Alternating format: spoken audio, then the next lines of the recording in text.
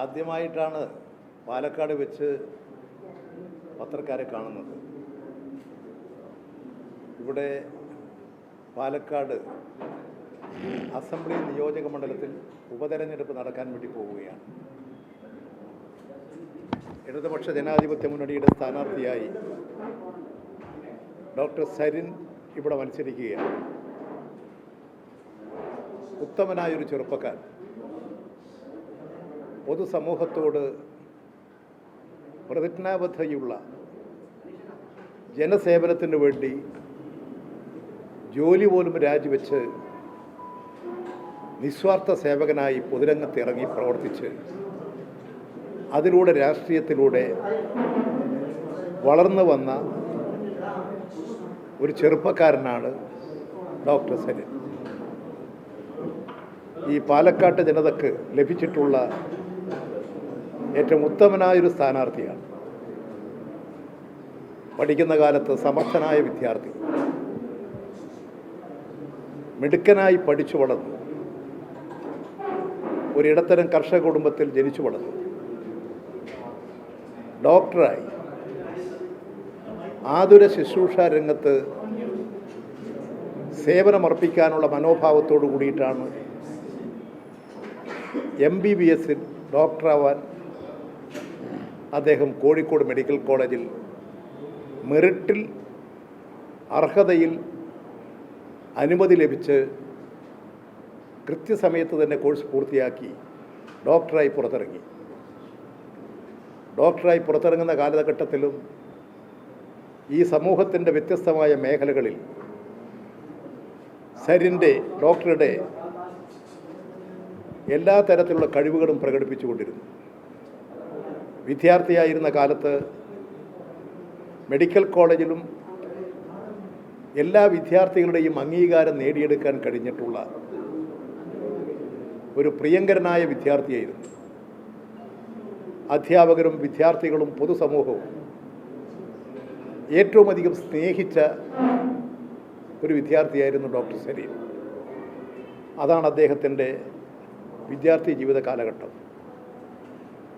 MBBS കഴിഞ്ഞതിന് ശേഷം അദ്ദേഹം സിവിൽ സർവീസ് ആഗ്രഹിച്ചു.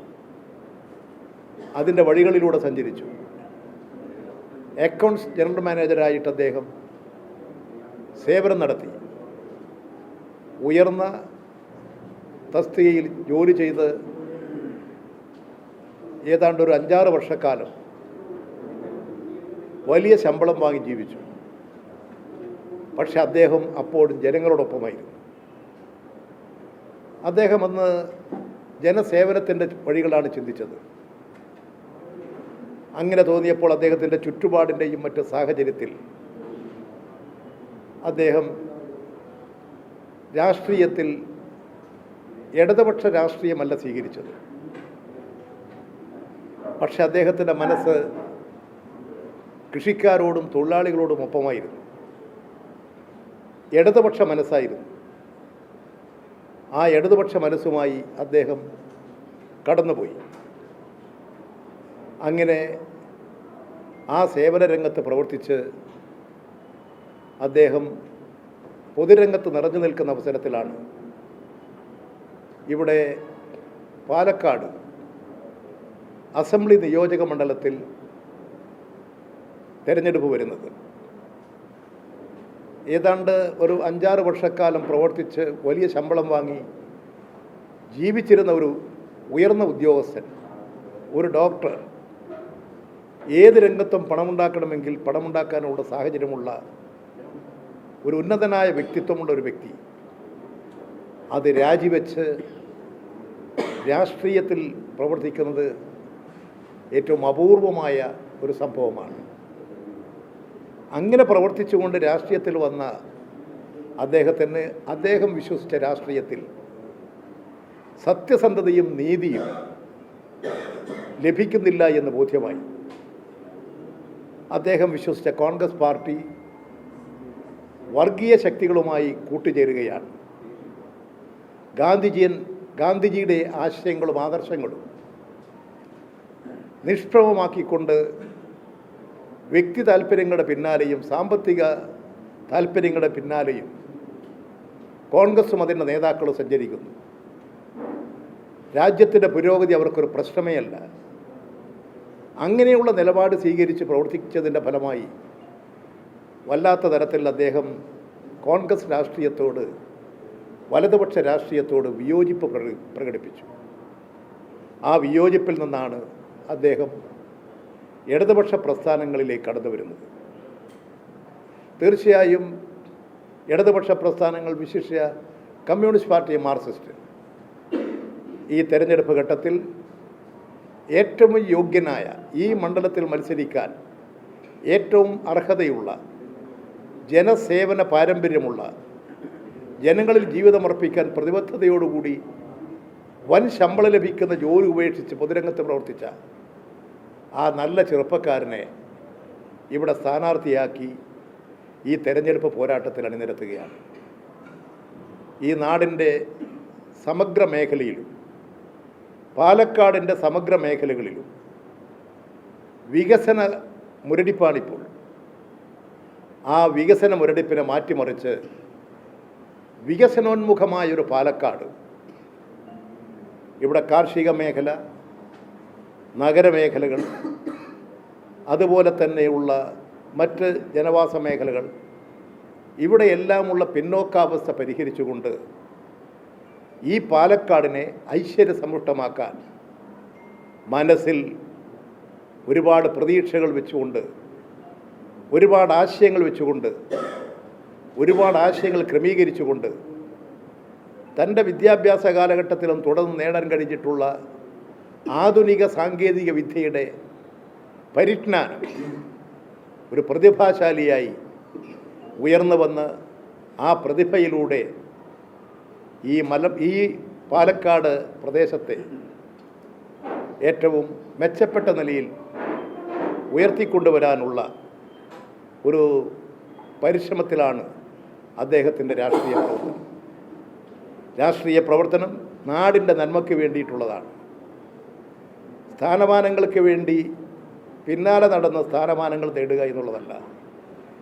ജനസേവനം, മനുഷ്യൻ്റെ വേദനകൾ മനസ്സിലാക്കുക, സ്ത്രീകളും കുട്ടികളും വിദ്യാർത്ഥികളും യുവാക്കളും അനുഭവിക്കുന്ന വേദനകൾ നേരിട്ട് കണ്ട് ആ വേദനകൾക്ക് ആശ്വാസം കൊടുക്കാൻ ഒരു ഡോക്ടറെ പോലെ, ഒരു രോഗിയോടുള്ളൊരു ഡോക്ടറെ പോലെ തന്നെ അദ്ദേഹം ഈ സമൂഹത്തിൻ്റെ തന്നെ ചികിത്സയ്ക്ക് വേണ്ടി, ഈ സമൂഹത്തെ മാറ്റിമറിക്കാൻ, ഒരു ഡോക്ടറുടെ, ഒരു മനുഷ്യൻ്റെ രോഗനിർണയത്തിലും അതിനെ പരിഹരിക്കാനുള്ള ചികിത്സ എന്നതുപോലെ ഈ സമൂഹത്തിൽ നിലനിൽക്കുന്ന തെറ്റായ പ്രവണതകളെ മാറ്റിമറിച്ച് ഒരു പുതിയ നാടാക്കി മാറ്റാൻ, ഒരു പുതിയ പാലക്കാട് സൃഷ്ടിച്ചെടുക്കാൻ തൻ്റെ മുൻഗാമികളെല്ലാം ഉപേക്ഷിച്ചു പോയ, പല സ്ഥാനമാനങ്ങളും വഹിച്ചെങ്കിലും നാട് പഴയതുപോലെ തന്നെ നിൽക്കുന്നു. അതിനെ മാറ്റിമറിക്കാനുള്ള ഒരു പുതിയ പാലക്കാട് സൃഷ്ടിച്ചെടുക്കാനുള്ള വലിയ പ്രതീക്ഷയോടു കൂടിയിട്ടാണ് ഡോക്ടർ സരിൻ ഈ നിയോജക മണ്ഡലത്തിൽ ജനവിധി തേടുന്നത്. തീർച്ചയായും പാലക്കാട്ടെ ജനതയുടെ ഒരു മഹാഭാഗ്യമായിട്ടാണ് ഞാൻ കാണുന്നത്. ഇവിടെ സരിൻ ജയിക്കും. സരിൻ ജയിക്കേണ്ടത് ജനങ്ങളുടെ ആവശ്യമാണ്, ഈ നാടിൻ്റെ പുരോഗതിക്ക് ആവശ്യമാണ്, ഇവിടുത്തെ കർഷക ജനസാമാന്യത്തിന് ആവശ്യമാണ്, ഇവിടുത്തെ വിദ്യാർത്ഥികളും യുവാക്കളും സ്ത്രീകളുമെല്ലാം ആഗ്രഹിക്കുന്നത് സരിൻ ജയിക്കണം, ജയിച്ചു വരണമെന്നാണ്. ആ ദൗത്യം നിർവഹിക്കാൻ പാലക്കാട് നിയോജക മണ്ഡലത്തിലെ വോട്ടർമാർക്ക് സാധിക്കും എന്നാണ് ഞാൻ പ്രതീക്ഷിക്കുന്നത്. സരിനെ വിജയിപ്പിക്കാൻ ഉത്തമനായൊരു പൊതുസേവകൻ, ജീവിതത്തിൽ ജനസേവനത്തിന് മാതൃകയായി പ്രവർത്തിച്ചുകൊണ്ടിരിക്കുന്ന ഒരു നല്ല ചെറുപ്പക്കാരൻ ഇവിടെ ജനവിധി നേടുകയാണ്. അതുകൊണ്ട് എല്ലാവരുടെയും സഹകരണങ്ങളും സഹായങ്ങളും ഉണ്ടാകണം. തിരഞ്ഞെടുപ്പ് രാഷ്ട്രീയ മത്സരമാണെങ്കിൽ പോലും ആ രാഷ്ട്രീയം ജനങ്ങൾക്ക് വേണ്ടിയിട്ടുള്ളതാണ്. ആ ലക്ഷ്യബോധത്തോടു കൂടി എല്ലാ പാർട്ടിയിലും പെട്ട ജനങ്ങൾ ചിന്തിക്കും. എല്ലാ പാർട്ടിയിലും പെട്ട ജനങ്ങൾ ഡോക്ടർ സരിന് വോട്ട് ചെയ്യും എന്ന് തന്നെയാണ് ഞാൻ പ്രതീക്ഷിക്കുന്നത്. വലിയ പ്രതീക്ഷയാണ് പാലക്കാട് മണ്ഡലത്തിൽ ജനങ്ങൾ വെച്ചു പുലർത്തുന്നത് പാലക്കാട് ജനതയുടെ ആഗ്രഹം സഫലീകരിക്കും എന്നാണ് എനിക്കും മനസ്സിലാക്കാൻ കഴിഞ്ഞിട്ടുള്ളത്. നിങ്ങൾ മാധ്യമക്കാരുടെ എല്ലാം സഹായങ്ങളും സഹകരണങ്ങളും ഈ കാര്യത്തിൽ ഉണ്ടാകുമെന്ന് ഞാൻ പ്രതീക്ഷിക്കുകയാണ്.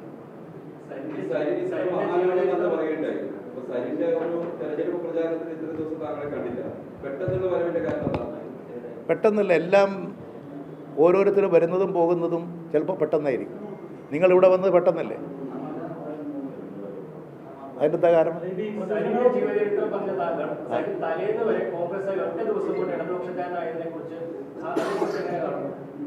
കോൺഗ്രസ്സുകാരനായിരുന്നു.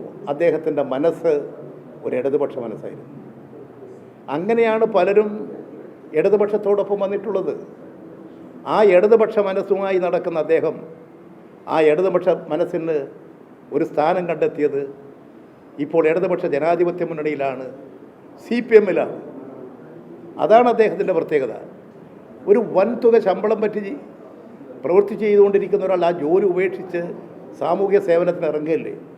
ആ മാഹാത്മ്യത്തെ എന്തുകൊണ്ട് കാണുന്നില്ല? നിങ്ങൾ ആ മാഹാത്മ്യത്തിന് പ്രാധാന്യം കൊടുക്കണം.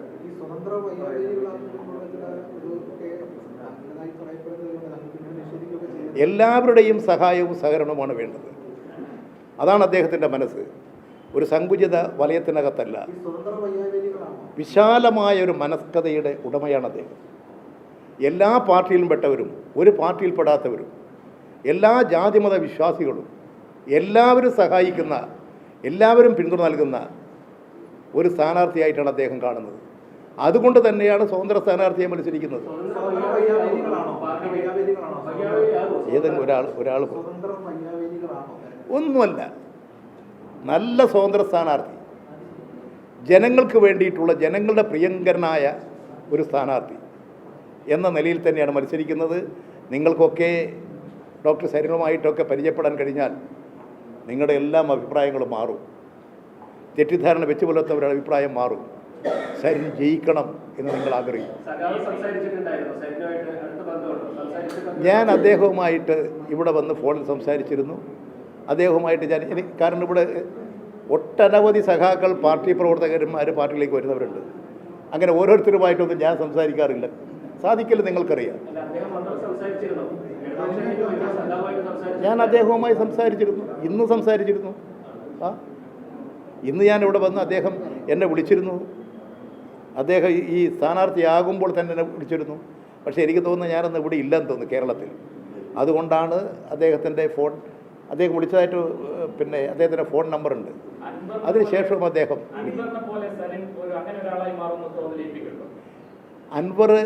അൻവറിന് ഏതെങ്കിലും ഒരാൾക്ക് പകരം വേറൊരാളാകുമെന്ന് ഞാൻ കണക്കാക്കുന്നില്ല. എല്ലാ മനുഷ്യനും പ്രത്യേക വ്യക്തിത്വമുണ്ട്. ഇവിടെ നിങ്ങൾ ഇദ്ദേഹത്തിൻ്റെ സവിശേഷത ഉയർത്തിപ്പിടിക്കൂ. നിങ്ങൾ അദ്ദേഹത്തിന് താരതമ്യപ്പെടുത്താൻ വേണ്ടിയിട്ട് ഓരോ വാക്കുകൾ ഉപയോഗിക്കുന്നത് ഗുണകരമാണോ? നിങ്ങളെന്തുകൊണ്ട് എന്നോടൊപ്പം എന്ന് ചോദിക്കാത്തത്, നിങ്ങളോടൊപ്പമാണെന്ന് ചോദിക്കാത്തത്? നിങ്ങളുടെ വ്യക്തിത്വം കുറഞ്ഞതുകൊണ്ടാണോ? ഓരോ മനുഷ്യനും അവരവരുടേതായിട്ടുള്ള പ്രത്യേകതകളുണ്ട്.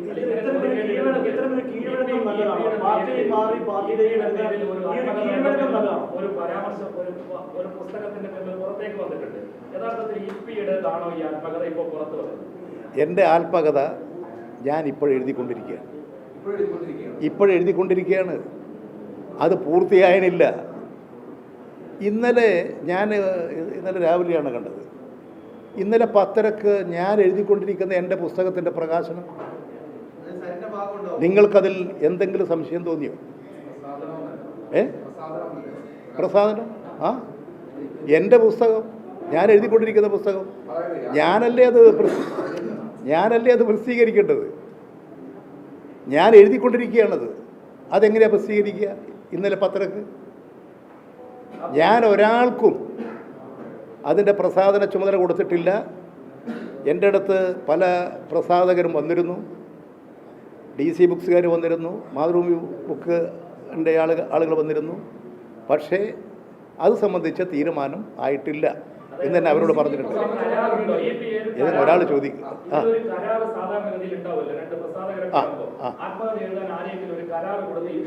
ഒരാൾ എൻ്റെ ആത്മകഥ എഴുതാൻ കരാർ കൊടുത്താൽ ആത്മകഥയാവും.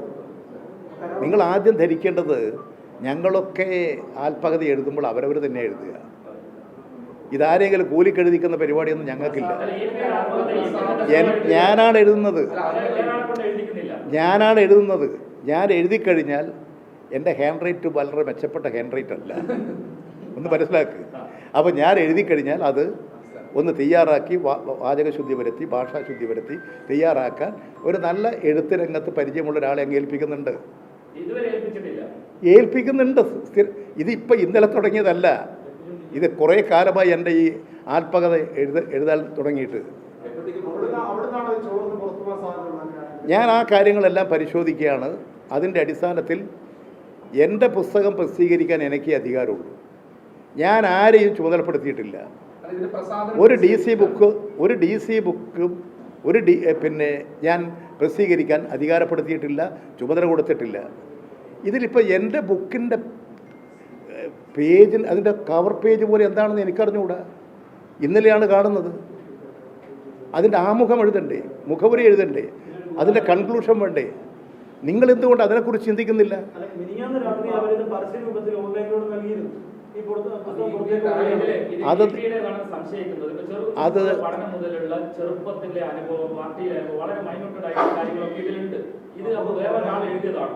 ഞാൻ എഴുതുന്നതാണ് എൻ്റെ ആത്മകഥ. അത് ഞാൻ അധികം താമസിയാതെ തന്നെ ഇപ്പോൾ ഇന്നത്തെ ഈ സാഹചര്യത്തിൽ ഞാൻ എഴുതിയിട്ടുള്ള എൻ്റെ ആത്മകഥ ഞാൻ അടിയന്തരമായും അധികം താമസിയാതെ പ്രസിദ്ധീകരിക്കും.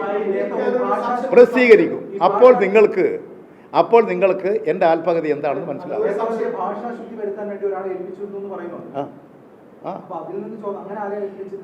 സാധാരണഗതിയിൽ എൻ്റെ ഒരു അങ്ങനെ ചോർന്നു പോകാൻ സാധ്യതയുള്ള ഒരാളല്ല. ഇതിലെന്തോ വഴിവിട്ട് എന്തോ ചില സംഭവങ്ങൾ നടന്നതായിട്ട് വേണം സംശയിക്കാൻ.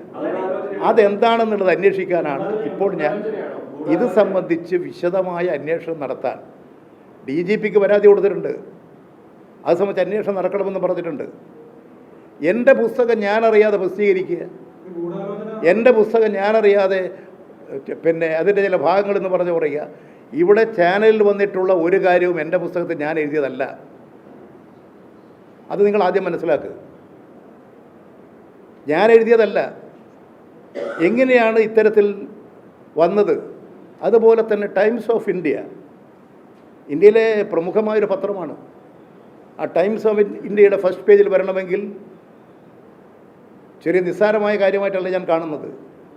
അതിശക്തമായിട്ടുള്ള ചില ഗൂഢാലോചനകളും. ഇന്നലെ തെരഞ്ഞെടുപ്പ്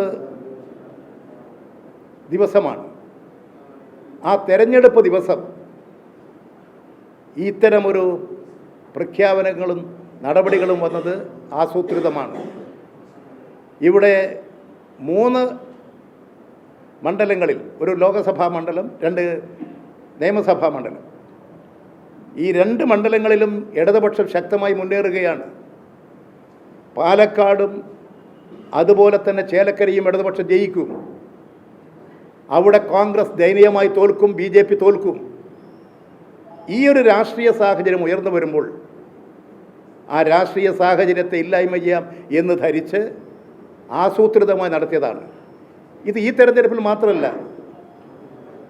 കഴിഞ്ഞ ലോകസഭാ തെരഞ്ഞെടുപ്പിൻ്റെ ദിവസം ഏതാണ്ട് 2023 ആദ്യമാണ് എന്നെ കാണാൻ BJPയുടെ അഖിലേന്ത്യാ നേതാവ്, ഒരു മുൻമന്ത്രിയായിട്ടുള്ള ജാവേദ് ഖർ, അദ്ദേഹം കടന്നു പോകുമ്പോൾ ഞാൻ അവിടെ ഉണ്ടെന്ന് പറഞ്ഞിട്ട് എന്നെ കാണാൻ വരും. അദ്ദേഹം എന്നോട് പറയും, ഞാൻ തന്നെ അത്ഭുതപ്പെട്ടതാണ്. അദ്ദേഹം പറഞ്ഞു, ഞാൻ ഇപ്പോഴത്തെ BJPയുടെ ഒരു പ്രധാനിയാണ്, അദ്ദേഹത്തിൻ്റെ സ്ഥാനമൊക്കെ പറഞ്ഞു. അതുകൊണ്ട് ഞാൻ ഇവിടുത്തെ എല്ലാ രാഷ്ട്രീയ പാർട്ടിക്കാരെയും കണ്ട് പരിചയപ്പെടാൻ വേണ്ടി വന്നതാണ്. നിങ്ങളെ കണ്ടതിൽ സന്തോഷം. ഞാൻ പറഞ്ഞ സന്തോഷം, എനിക്കൊരു പരിപാടിയുണ്ട്, ഞാൻ പോകും. 5 മിനിറ്റ് കൊണ്ട് ഞങ്ങളവിടെ പോയി. എന്താ പത്രക്കാരെ നിങ്ങൾ ചെയ്തത്? ഏതാണ്ട് ഏപ്രിൽ മാസത്തിൽ ലോകസഭാ തെരഞ്ഞെടുപ്പിൻ്റെ ദിവസം വെളിപ്പെടുത്തി എന്ന് പറഞ്ഞുകൊണ്ടല്ലേ നിങ്ങൾ വാർത്ത കൊടുത്തത്? 1.5 കൊല്ലം മുമ്പല്ലേ സംഭവം? അത് വെറുതെ സംഭവിച്ചതാണ്.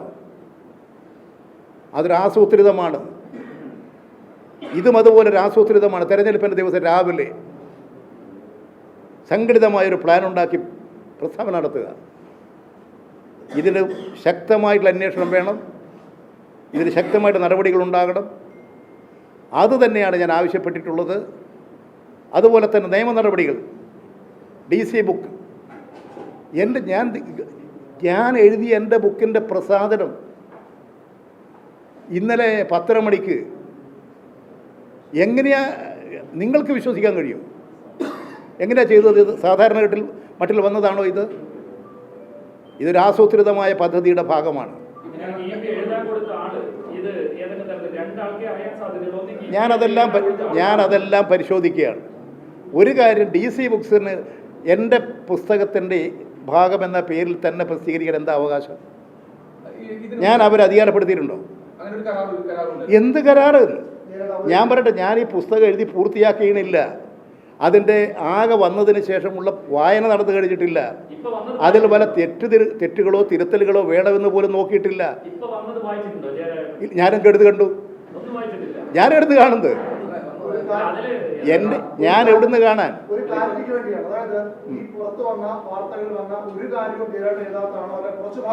ഈ നിങ്ങൾ ഇന്നലെ ചാനലിൽ പ്രക്ഷേപണം നടത്തിയ എല്ലാ കാര്യം എനിക്ക് അറിഞ്ഞുകൂടാ. അതാണ് ഞാൻ കണ്ടത്. അതുകൊണ്ടാണ് ഞാൻ പറയണത്.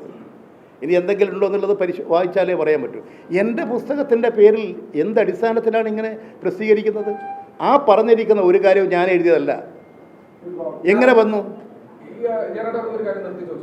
അങ്ങനെയാണെങ്കിൽ ഈ അങ്ങയുടെ പുസ്തകം പ്രസാദനം ചെയ്യുന്നു എന്ന് പറഞ്ഞ് പുറത്തിറങ്ങുന്നു എന്നാണ് പറയുന്നത്. പ്രസാദനം ചെയ്യുന്നു പറഞ്ഞ് DC ഒരു ഫേസ്ബുക്ക് പോസ്റ്റ്, അവരുടെ ട്വിറ്റർ ഹാൻഡിലും ഫേസ്ബുക്ക് ഹാൻഡിലും ഒക്കെ എടുത്തിട്ട് അത് ജയരാജനെ ടാഗ് ചെയ്തിട്ടുണ്ട്. ജയരാജന്റെ പേരിനോടുകൂടി ആ പേജിനോടുകൂടി ടാഗ് ചെയ്തിട്ടുണ്ട്. എന്നിട്ട് ജയരാജൻ അറിഞ്ഞിട്ടില്ല. ടാഗ് ചെയ്തിട്ടുണ്ട്. എവിടെ? അയ്യോ,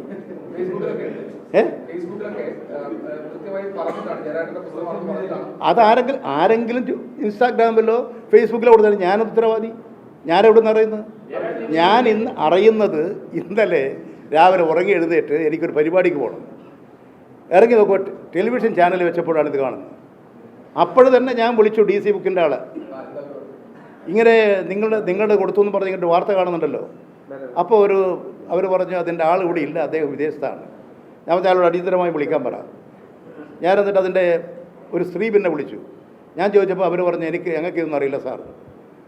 DC ബുക്സിൻ്റെ ആൾ തന്നെ വിളിച്ചു എന്നെ 1.5 മണിക്കൂർ കഴിയുമ്പോൾ. അയാൾ വിദേശത്താണ്.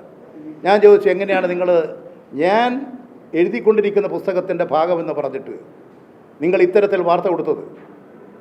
അപ്പോൾ അയാൾ പറഞ്ഞു, ഞാൻ അറിഞ്ഞിട്ടില്ല, ഞാൻ പരിശോധിക്കാം, അത് കോട്ടയത്ത് നിന്നായിരിക്കും. പിന്നെ പരിശോധിച്ചിട്ടില്ല, എന്നോട് പറഞ്ഞിട്ടില്ല. ഞാൻ കൊടുക്കാത്ത കാര്യം ഞാനതിലാ ചോദിക്കേണ്ട കാര്യം. എന്ത് കാര്യത്തിന്? എൻ്റെ ഞാൻ കരാർ കൊടുക്കാത്ത ഞാൻ അയാളോട് ചോദിക്കണോ? അതിനല്ലേ ഞാൻ ചോദിച്ചത്. ഞാൻ അയാളോട് നിങ്ങൾ കരാർ എന്തിനോട് ചോദിക്കണം? അതുകൊണ്ടല്ലേ ഞാൻ വക്കീൽ നോട്ടീസ് അയച്ചത്. എഴുതാൻ കൊടുത്ത ആളുകളോട് പരിശോധിക്കാൻ പറഞ്ഞിട്ടുണ്ട് ഞാൻ. ഇതെങ്ങനെയാണ് നിങ്ങളെ വിധം ഇങ്ങനെ ചോർത്തിട്ടുണ്ടോ? ഏതെങ്കിലും ഭാഗം നോക്കിയിട്ടുണ്ട്, അവരോട് നോക്കാൻ പറഞ്ഞിട്ടുണ്ട്. അയാൾ സാധാരണഗതിയിൽ വിശ്വസിക്കാവുന്ന ആളാണ്, പത്രപ്രവർത്തകരാണ്. ഇന്നിവർ അങ്ങനെ എന്തെങ്കിലും ഒരു തെറ്റ് ചെയ്തിട്ടുള്ള ഒരു കാര്യം അത് അദ്ദേഹത്തോട് പരിശോധിക്കാൻ പറഞ്ഞിട്ടുണ്ട്. അദ്ദേഹത്തിന് ഞാൻ എഴുതി കൊടുത്ത അദ്ദേഹം തയ്യാറാക്കിയിട്ടുള്ളതിൽ നിന്ന് ഇത് മോഷണം പോയിട്ടുണ്ടോ, ഇത് എങ്ങോട്ടും നഷ്ടപ്പെട്ടു പോയിട്ടുണ്ടോ, ഏതെങ്കിലും ആളുകൾ സൂത്രത്തിൽ കൈവശപ്പെടുത്തിയിട്ടുണ്ടോ എന്ന കാര്യം പരിശോധിക്കാൻ അദ്ദേഹത്തോട് പറഞ്ഞിട്ടുണ്ട്. അദ്ദേഹം ഇന്നലെ ഇല്ല, അദ്ദേഹം പുറത്തൊരു സ്ഥലത്ത് പോയതാണ്. 2 ദിവസം കഴിഞ്ഞാൽ അത് തിരിച്ചു വരും. അപ്പോഴേക്ക് അദ്ദേഹം വന്ന് ഇത് പരിശോധിക്കാമെന്ന് പറഞ്ഞിട്ടുണ്ട്. ആര്? എനിക്കറിയാത്ത കാര്യങ്ങളെക്കുറിച്ചൊന്നും ഞാൻ പറയില്ല. പരിശോധിച്ച് കണ്ടെത്തിയാൽ ഞാൻ അപ്പോൾ പറയാം. കോൺഗ്രസിൻ്റെ വൃത്തികെട്ട രാഷ്ട്രീയമാണ് ഞാനിതിൽ കാണുന്നത്. നിങ്ങൾ ഞാൻ അത് ഒരു കാര്യം കൊണ്ട് നിങ്ങളുടെ ശ്രദ്ധയിൽപ്പെടുത്താം. മിനിഞ്ഞാന്ന് പിന്നെ ഇവിടെ ഒരു കുഴൽപ്പണം പിടിച്ചില്ലേ? എന്ത് പറഞ്ഞിട്ട് ഒരു 20 ലക്ഷം. ആ വാർത്ത എങ്ങനെയാണ് 24 മാതൃഭൂമി കൊടുത്തത്? എങ്ങനെയാണ്? എന്താ കൊടുത്തത് നിങ്ങൾ കണ്ടോ? എൻ്റെ പേരിലെ അച്ചടിച്ച് വന്നത്. അത് അനിൽ അക്കരയുടെ ആരോപണം ഇങ്ങനെ പറഞ്ഞാൽ കൊടുക്കുമോ? അനിൽ അക്കരയോട് എന്താ തെളിവുള്ളത് ചോദിച്ചോ? അല്ല, അനിൽ അക്കരയോട് ചോദിച്ചോ? അനിൽ അക്കരയുടെ ആരോപണം അയാൾ പറയുമ്പോൾ നിങ്ങൾ കൊടുത്തു. പിന്നെ നിങ്ങൾ അടിച്ചു കൊടുത്തില്ലേ? EP ജയരാജനാണ് എന്താ അയാളുടെ പേര്? സാജെന്നോ അയാളെ അയച്ചത്? എത്ര തെറ്റായ വാർത്തയാണ് നിങ്ങൾ കൊടുത്തത്? ഞാൻ ചോദിക്കുന്നത് എത്ര തെറ്റായ വാർത്തയാണ് കൊടുത്തത്? എങ്ങനെ കൊടുക്കുക? ജയരാജൻ ഇപ്പോൾ പറയുന്നു അങ്ങനെ ആരോപണം ഉന്നയിച്ചു അല്ലക്കരക്കെതിരെ മഹാരാഷ്ട്ര കേസ് കൊടുക്കുക. എം.ആർ. മുരളിയുടെ പണമായിരുന്നു എന്ന് പറഞ്ഞിരുന്നു. എം.ആർ. മുരളിക്ക് ഇത് ബന്ധമുണ്ടെന്ന് പറഞ്ഞു. അതെ, നിങ്ങൾ ഇങ്ങനെ വാർത്ത കൊടുക്കുന്നതാണ്. എനിക്കതിലൊന്നേ ഉള്ളൂ, നിങ്ങൾ അങ്ങനെ വാർത്ത കൊടുക്കലാണ് പത്രധർമ്മം എന്നാണ് നിങ്ങൾ ധരിച്ചതെങ്കിൽ, ഞാൻ പറയുന്നത് നിങ്ങൾ ധരിച്ചതെങ്കിൽ ഞാൻ നിങ്ങളുടെ പേരിൽ ഇപ്പോൾ ആരോപണം ഉന്നയിച്ച് നിങ്ങൾ കൊടുക്കുമോ? ഈ ആരോപണം ഉന്നയിക്കുന്നവർക്കൊരു നിലവാരം വേണം. ഇത് കോൺഗ്രസ് അല്ലേ അയാൾ? അപ്പോൾ കോൺഗ്രസ് എന്തിനാണ് ഈ ആരോപണം ഉന്നയിച്ചത്? അവർ കള്ളപ്പണവുമായി നടക്കുകയാണ്. ഞാൻ പറയട്ടെ അവർ കള്ളപ്പണവുമായി നടക്കുകയാണ് വോട്ട് പിടിക്കാൻ, വോട്ട് വാങ്ങാൻ. ഒന്ന്. രണ്ടാമത്തെ കാര്യം, വ്യാജ ഐഡൻറ്റിറ്റി കാർഡ്, തെരഞ്ഞെടുപ്പ് കമ്മീഷൻ്റെ സീലും ഒപ്പം വെച്ചുകൊണ്ടുള്ള ഐഡൻറ്റിറ്റി കാർഡ് എത്രമാത്രം കള്ളവോട്ടാണ് ചേർത്തിരിക്കുന്നത്. നേരത്തെ തന്നെ കള്ളവോട്ട് മറ്റു മണ്ഡലത്തിൽ ഇപ്പോൾ വോട്ടിൽ തിരഞ്ഞെടുപ്പില്ലല്ലോ. അവിടെ നിന്ന് കോൺഗ്രസ് ഐക്കാർ നൂറുകണക്കിന് ആളുകളെ കൊണ്ടുവന്ന് കള്ളവോട്ട് ഇവിടെ ചേർത്തു. അങ്ങനെ കള്ളവോട്ട് ചേർത്തിട്ട് ഇവിടെ വോട്ട് ചെയ്യാൻ കഴിയുന്നതാണോ? ഒരു കള്ളവോട്ടുകാരന് ഇവിടെ വോട്ട് ചെയ്യാൻ കഴിയില്ല. ശക്തമായ നിലപാട് സ്വീകരിക്കും. ഇങ്ങനെ ഈ മണ്ഡലത്തിൽ ഇല്ലാത്ത കുറേ ആൾ മറ്റു മണ്ഡലത്തിൽ നിന്ന് കോൺഗ്രസ് ഐക്കാർ ഇവിടെ കൊണ്ടുവരിക, കള്ളവോട്ട് ചേർക്കുക, കള്ളപ്പണം ഒഴുക്കുക, ആ പണവും ബാഗും കൊണ്ട് നടക്കുക, സ്ഥാനാർത്ഥി തന്നെ പണം വിതരണത്തിന് നടക്കുക. എന്താണ് തെരഞ്ഞെടുപ്പിനെ അട്ടിമറിക്കല്ലേ ഇത്?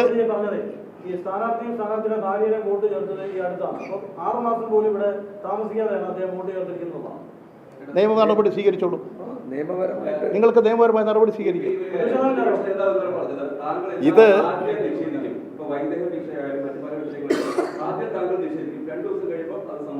ഞാൻ സമ്മതിക്കാറൊന്നുമില്ല. നിഷേധിച്ചത് തന്നെ. അത് നിങ്ങൾ വ്യാഖ്യാനിച്ചുകൊണ്ട് അങ്ങനെ വരുത്തരുത്. ഞാൻ ഏത് കാര്യം അങ്ങനെ നിഷേധിച്ചത് പറഞ്ഞുള്ളൂ?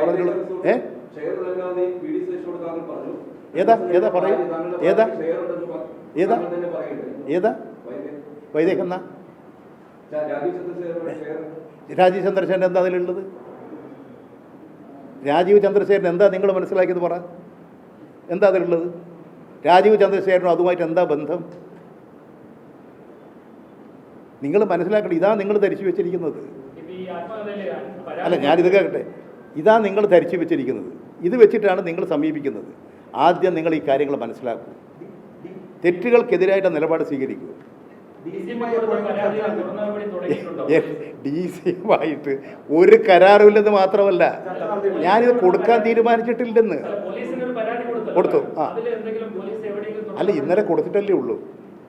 കൊടുക്കുമ്പോൾ തന്നെ നടപടിയിലേക്ക് വരാൻ കഴിയുമോ? ഒരു നടപടിക്രമമില്ലേ? അത് അവരോട് ചോദിക്കണം. അത് നിങ്ങൾ അവരോട് ചോദിച്ചാൽ മതി.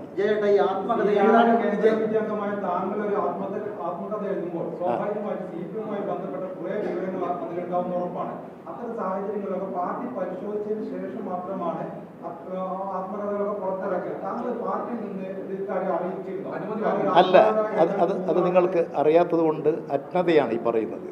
ഒരാൾക്ക് ആത്മകഥ എഴുതാൻ അയാൾക്ക് അധികാരമുണ്ട്. ആത്മകഥ അങ്ങനെ എഴുതുന്നത് ലഘുലേഖകളാകട്ടെ, പുസ്തകങ്ങളാകട്ടെ, ആത്മകഥയാകട്ടെ, അത് പ്രസിദ്ധീകരിക്കുന്നതിന് മുൻപ് പാർട്ടി അനുവാദം വാങ്ങണം. ഞാൻ എൻ്റെ പുസ്തകം ഇതുവരെ തയ്യാറായില്ല. തയ്യാറായി കഴിഞ്ഞ് ഞാനിത് പ്രസാദനം ചെയ്യുന്നതിന് മുമ്പ് ഇതിൻ്റെ കോപ്പി എൻ്റെ പാർട്ടിയെ കാണിച്ച് പാർട്ടി പരിശോധിച്ചിട്ട് ഇനി അനുവാദം തന്നാലേ എനിക്ക് പ്രസിദ്ധീകരിക്കാൻ പറ്റൂ. ഞങ്ങൾക്ക് വിദേശത്ത് പോകണമെങ്കിൽ പാർട്ടി അനുമതി വേണം, എന്നാലേ പോകാൻ പറ്റൂ. DC എന്ത് ചർച്ച നടത്താൻ? അവർ എന്നോട് വന്നിരിക്കുന്നു, അത് ഞങ്ങൾ പ്രസിദ്ധീകരിക്കട്ടെ. ഞാൻ എന്നോട് ചോദിച്ചിരുന്നു, ആര് ഫോണിൽ എന്നോട് ചോദിച്ചു. ഞാൻ പറഞ്ഞു, ഞാൻ പുസ്തകം എഴുതിക്കൊണ്ടിരിക്കുകയാണ്, മാതൃഭൂമിയും ആവശ്യപ്പെട്ടിട്ടുണ്ട്, നിങ്ങളുണ്ട്, എല്ലാം നോക്കിയിട്ട് തീരുമാനിക്കുക, ഇപ്പം നിശ്ചയിക്കുന്നില്ല. ഈ പ്രതിപക്ഷവും BJP പറയുന്നത് EP ജയരാജൻ CPM വിടാൻ തീരുമാനിച്ചിട്ടുണ്ട്. ഇവിടെ വന്നത് തന്നെ CPM ഭീഷണിപ്പെടുത്തിയതുകൊണ്ടാണ്. ഒരു കാരണവശാലും ഭയപ്പെടേണ്ട, സംരക്ഷിക്കാമെന്ന് സുരേന്ദ്രൻ പറയുന്നു. EP ജയരാജൻ അല്ല, ഞാനിത് പറയട്ടെ. ഇവിടെ പാലക്കാട് തന്നെ സുരേന്ദ്രൻ്റെ നേരെ നടക്കാൻ പറ്റുമോ? പാലക്കാട് അസംബ്ലി മണ്ഡലത്തിൽ ഗ്രൂപ്പ് തമ്മിൽ എപ്പോൾ സുരേന്ദ്രൻ ഇവിടുന്ന് അടി കിട്ടുമെന്ന് പറയാൻ പറ്റുമോ? ആ സുരേന്ദ്രനാണ് ഇത് പറയുന്നത്. ഇവിടെ ഗ്രൂപ്പായിട്ട് അടിയും പിടിയും നടക്കല്ലേ. അവരുടെ ശാഖയിൽ ഇപ്പോൾ അടി നടക്കല്ലേ? RSSൻ്റെ ശാഖയിൽ ഇതിൻ്റെ പേരിൽ അടി നടക്കല്ലേ? സുരേന്ദ്രൻ ഇവിടെ സ്ഥാനാർത്ഥിയാകാൻ പുറപ്പെട്ടു, ആയില്ല. കൃഷ്ണകുമാറുമായിട്ട് അടി നടക്കല്ലേ? BJPക്കകത്ത് തന്നെയാണ് ഈ അടി നടന്നുകൊണ്ടിരിക്കുന്നത്. കോൺഗ്രസിനകത്തോ മുരളീധരനെ സ്ഥാനാർത്ഥിയാക്കുമെന്ന് പറഞ്ഞു. മുരളീധരനെ സ്ഥാനാർത്ഥിയാക്കിയില്ല. മുരളീധരൻ അസംതൃപ്തിയുമായി നടക്കുകയല്ലേ? ഇതാണ് കോൺഗ്രസിനകത്തും BJPക്കകത്തും ഉള്ളത്. ഇവർ രണ്ടും ഇവിടെ പരാജയപ്പെടും. ഓ, അതൊക്കെ മാനസിക രോഗം ഉണ്ടാവും. ഈ ആത്മകഥയിൽ ഒരു ആസൂത്രണം ഉണ്ടായി എന്ന് പറയുന്നുണ്ടോ ഇപ്പൊ വന്നത്? ഇതിൽ ആരുണ്ട് എന്നാണ് താങ്കൾ കരുതുന്നത്? പാർട്ടിക്കകത്തുള്ള ആളാണോ പുറത്തുള്ള ആളാണോ ഒരു ആസൂത്രണം? ഇത് ഞാൻ നിങ്ങൾ ഒരു പ്രാവശ്യം അത് ചോദിച്ചു, അതിന് ഞാനൊരു മറുപടിയും പറഞ്ഞു. ഈ കാര്യങ്ങളെല്ലാം പരിശോധിച്ച് വ്യക്തത വരുത്തിയാലേ എനിക്ക് പറയാൻ പറ്റും ആരാണെന്നുള്ളത്. അന്വേഷിച്ചാലല്ലേ പറയാൻ പറ്റൂ സുഹൃത്തെ.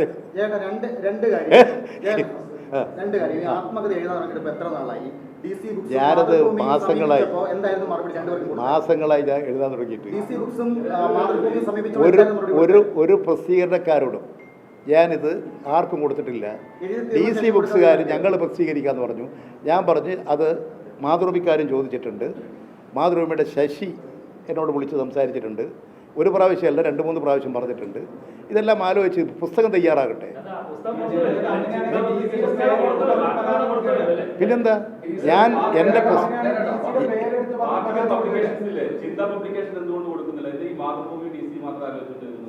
ഇവിടുത്തെ അത് എല്ലാ പുസ്തകങ്ങളും ഇങ്ങനെ തന്നെയാണോ കൊടുക്കേണ്ടത് എന്നാണോ നിങ്ങളുടെ അഭിപ്രായം?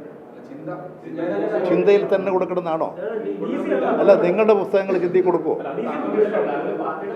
ഇത് ഇവിടെ പ്രസിദ്ധീകരണശാലകൾ ഒരുപാടുണ്ട്.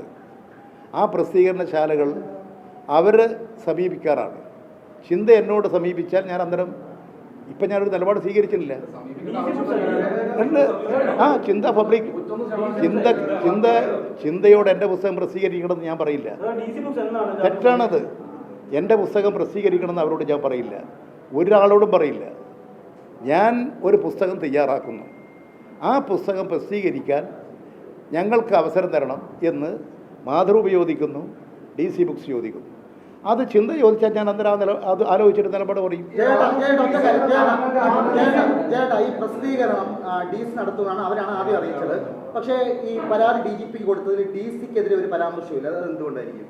ഉണ്ടല്ലോ, DCക്കെതിരെ പരാമർശം ഉണ്ട്. എൻ്റെ ഇത് സംബന്ധിച്ച് അന്വേഷിക്കാനാണ് ഇപ്പോൾ പറഞ്ഞിട്ടുള്ളത്. അതിൽ DC ഉൾപ്പെടുത്തും. അത് അന്വേഷണത്തിൻ്റെ ഭാഗമായി വരുമല്ലോ. ഇനി എൻ്റെ അടുത്തുനിന്ന് സ്റ്റേറ്റ്മെൻറ്റ് എടുക്കുമ്പോൾ ഞാനത് പറയല്ലോ. അവരെന്നെ എടുക്കുമ്പോൾ സ്റ്റേറ്റ്മെൻറ്റ് എടുക്കും. ഞാൻ ഈ കാര്യങ്ങൾ തന്നെ പറയും. നിങ്ങൾക്കതാണ് ഇപ്പോഴും മനസ്സിലാകാത്തത്. ഞാൻ പ്രസാധകൻ എഴുതിക്കൊണ്ടിരിക്കുന്നൊരു പുസ്തകം ഞാൻ അറിയാതെ അതിലെ കുറേ കാര്യങ്ങൾ ചാനലിൽ വരുന്നു, ടൈംസ് ഓഫ് ഇന്ത്യയിൽ വരുന്നു. അതുപോലെ തന്നെ അതിൻ്റെ പ്രസാധനം എന്ന് പറഞ്ഞുകൊണ്ട് വരുന്നു. ഇത്രയും ഗുരുതരമായൊരു പ്രശ്നം കണ്ടിട്ട് പോലും നിങ്ങളിൽ എന്താ ഈ സംശയത്തിൻ്റെ ബാക്കി നിൽക്കുന്നത്?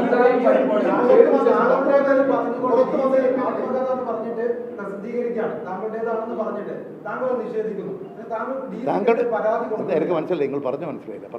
താങ്കളുടെ ആത്മകഥയുടെ ഭാഗങ്ങൾ ആണെന്ന് പറഞ്ഞിട്ട് DC ഒരു FB കുറിപ്പിടുന്നുണ്ട്, പ്രസിദ്ധീകരിക്കുമെന്ന് പറഞ്ഞിട്ട്. അവർക്കെന്താ അതിൻ്റെ അധികാരം?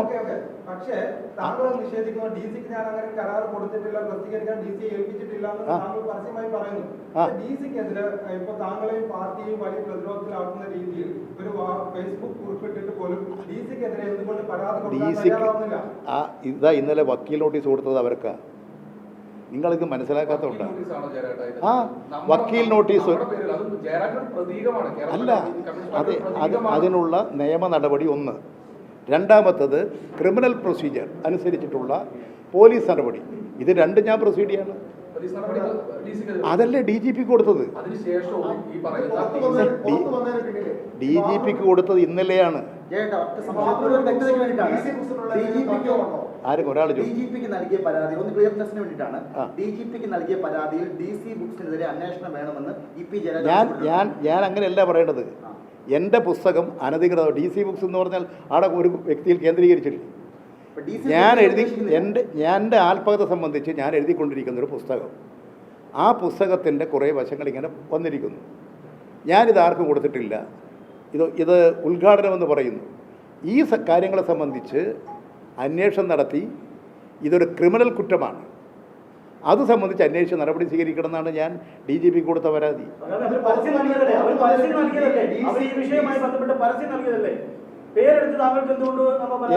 എൻ്റെ ബുക്കിൻ്റെ പരസ്യം കൊടുക്കാൻ നിങ്ങൾക്ക് എന്താ അധികാരം? ഞാൻ അതാണ് നിയമ നടപടികൾ ചെയ്തത്.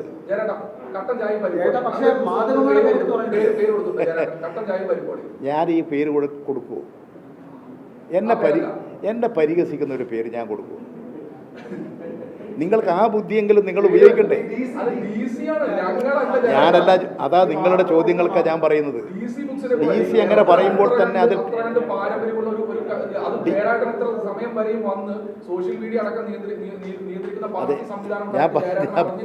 ഞാൻ പറഞ്ഞു വരുന്നത് DC അല്ല, DC ബുക്സ്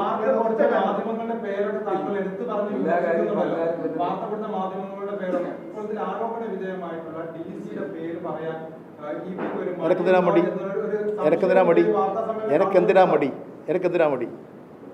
അല്ല, നിങ്ങൾ പറ, എന്തിനാ മടി?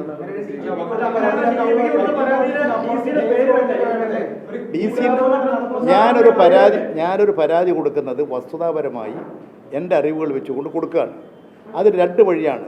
ഒന്ന് നിയമ നടപടി, അത് DC ബുക്സിൻ്റെ ആൾക്ക് നോട്ടീസ് അയച്ചു കഴിഞ്ഞു, ലീഗൽ നോട്ടീസ് അയച്ചു കഴിഞ്ഞു. മറ്റേത് ക്രിമിനൽ പ്രൊസീജിയർ അനുസരിച്ച് ഞാനറിയാതെ ഞാൻ എഴുതിക്കൊണ്ടിരിക്കുന്ന പുസ്തകം, ആ പുസ്തകം പ്രസിദ്ധീകരിക്കണമെങ്കിൽ ഒരുപാട് പ്രോസസ്സുണ്ട്. അതെല്ലാം കഴിഞ്ഞിട്ടേ പ്രസിദ്ധീകരിക്കാൻ പറ്റൂ. അത് ക്രിമിനൽ നടപടിക്രമം ഗുരുതരമായ കുറ്റമാണ്. അത് അന്വേഷിക്കണമെന്നാവശ്യപ്പെട്ടുകൊണ്ട് DGP കൊടുക്കുന്നു. ഇതാണ് ചെയ്യേണ്ടത്.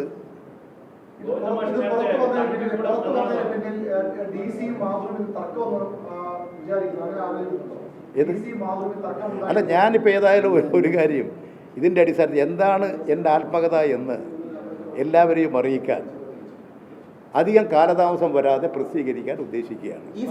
അത് പൂർത്തിയായാൽ മാത്രമേ പറ്റൂ. എനിക്ക് അത് പാർട്ടി മെമ്പർ ചെയ്യേണ്ട പ്രോസസ്സാണ്. അതിപ്പോൾ ഞാൻ പറഞ്ഞില്ലേ, ഞാനിപ്പോൾ ആർക്കാ കൊടുക്കണം തീരുമാനിച്ചിട്ടില്ല. അല്ല, അതല്ല നിങ്ങൾ തീരുമാനിച്ചു, അതിനൊന്നും മറുപടി അപ്പോൾ നിങ്ങളിപ്പോൾ ചെയ്യേണ്ട ഒരു കാര്യം, ഉത്തമനായൊരു സ്ഥാനാർത്ഥിയോടെ മത്സരിക്കുകയാണ്. ഓരോരുത്തരും ഉപയോഗിക്കുന്ന ഭാഷകൾ, അതിൻ്റെ സവിശേഷതകളുണ്ട്. ഞാനിപ്പോൾ ഊതിക്കാച്ചിയ പൊന്നുപോലെയാണ് സരിൻ,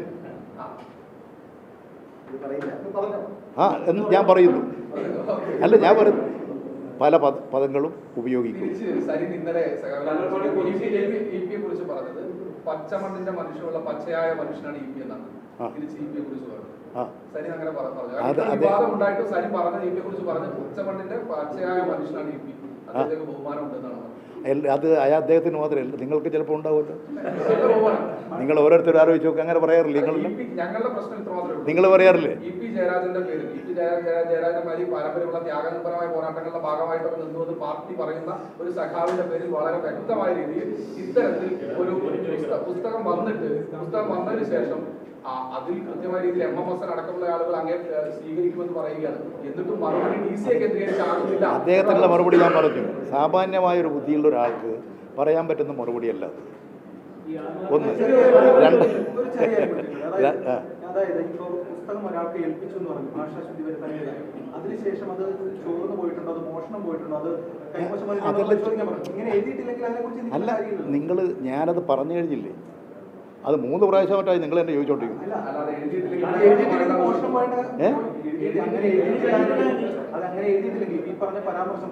ഒരു കാര്യം എനിക്ക് ഉറപ്പിച്ച് പറയാൻ കഴിയും, ഈ ടെലിവിഷനിൽ വന്നിട്ടുള്ള ചാനലുകളിൽ വന്നിട്ടുള്ളതെല്ലാം ഞാൻ എഴുതിയ പുസ്തകത്തിലുള്ളതല്ല.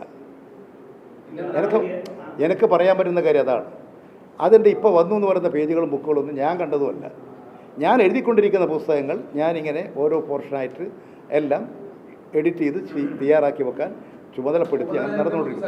അത് മുഴുവൻ വന്നു കഴിഞ്ഞാൽ ഞാനത് വായിച്ച് അതിനകത്ത് വല്ല തിരുത്തലുകൾ വേണമെങ്കിൽ അതൊക്കെ വരുത്തി അത് ആരെ പ്രസിദ്ധീകരിക്കാൻ ഏൽപ്പിക്കണം എന്നാലോചിച്ച് കൊടുക്കും. ഇല്ല, മനസ്സിൽ കണ്ടില്ല.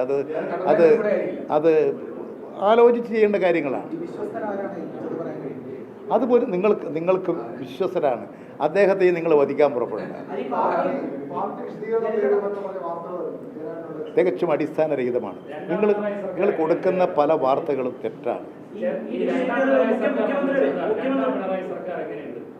അത് നല്ല ഗവൺമെൻറ്റാണ്.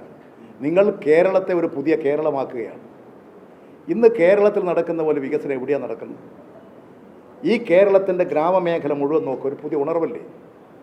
ഇവിടെ പാലക്കാട് നെൽകൃഷിക്കാരുടെ നാടാണ്, നെല്ലറയുടെ നാടാണ്. ഇവിടെ കൃഷിക്കാർ കഴിഞ്ഞ വർഷം 12,000 മെട്രിക് ടൺ നെല്ലാണ് സംഭരിച്ചത്. ഈ വർഷം 15,000 മെട്രിക് ടൺ നെല്ല് സംഭരിച്ചു. ആ നെല്ല് സംഭരിച്ച് കൃഷിക്കാർക്ക് മുഴുവൻ കാശ് കൊടുക്കുന്നു. ഇനി പാലക്കാടിൻ്റെ പിന്നോക്കാവസ്ഥ പരിഹരിക്കണം. സരിൻ ജയിച്ചു വന്നാൽ ഈ പാലക്കാട് ഒരു പുതിയ പാലക്കാടായിരിക്കും. ഇവിടെ ആശുപത്രികളും സ്കൂളുകളും കോളേജുകളും റോഡുകളും പാലങ്ങളും അതുപോലെ ടൗൺ ഹാളുകളും കൺവെൻഷൻ സെൻ്ററുകളും വിശാലമായ സാംസ്കാരിക കേന്ദ്രങ്ങളും കളിസ്ഥലങ്ങളും നമ്മുടെ നാട്ടിലെ പാവപ്പെട്ടവർക്ക് ചികിത്സാ സൗകര്യങ്ങളൊക്കെ വളരെ വേഗം ലഭ്യമാകാൻ കഴിയുന്ന തരത്തിൽ ഉയർന്ന നിലവാരത്തിലുള്ള മെഡിക്കൽ കോളേജുകൾ എല്ലാം സ്ഥാപിച്ചുകൊണ്ട് ഈ പാലക്കാട് ഒരു തിലകക്കുറിയാക്കി മാറ്റും. അതിനുവേണ്ടി നിങ്ങളെല്ലാം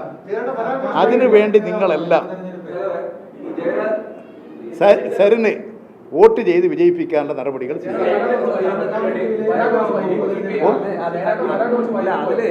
അതെ അതെ അതെ. അപ്പോൾ